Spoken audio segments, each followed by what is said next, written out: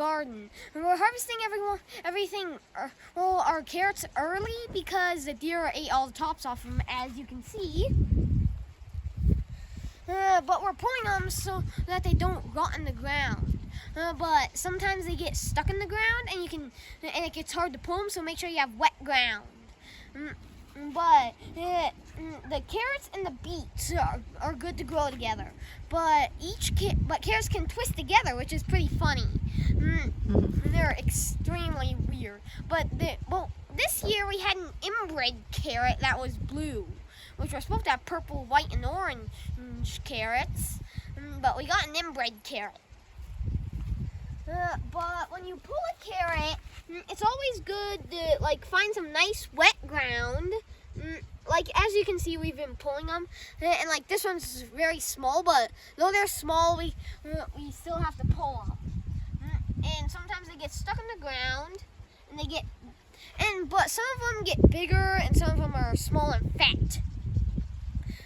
But sometimes with the beets, there's a few different kinds of beets.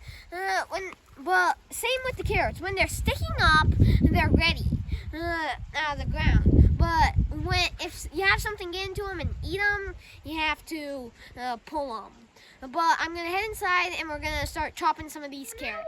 Now we're inside, and my sister Lila is helping me chop these carrots. But when you're chopping carrots, you have to make sure your hand is far away, like this, instead of right up close to here, so that you chop your finger off.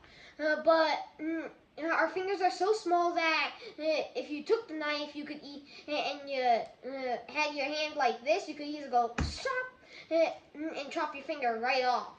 All right, what about others? You want to show them your knife? Show them how to be careful with it? With this big of a knife, if you have small fingers, if you have your finger right underneath it, it could easily chop your finger off. So you want to make sure that your finger is far away from the knife blade.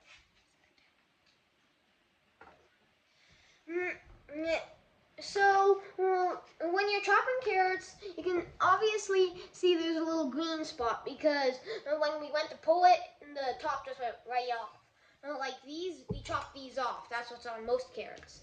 But when you chop them right at the green, so I don't chop too far into the carrot.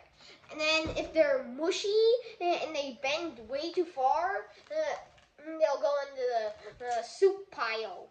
But the ones I just pulled, they're hard. So you'll chop them off, put the stems in the trash pile, and throw them in the bag. But there are many ways for doing stuff. And also, when you do it, you have to wipe the extra dirt off. Make sure you don't get too much dirt. But as you can see, we have a pressure cooker in the background, and we are pressure cooking some beets. But you can can carrots, blanch them. We blanch them, but sometimes we'll freeze them. We blanch them, then freeze them. But when you blanch them,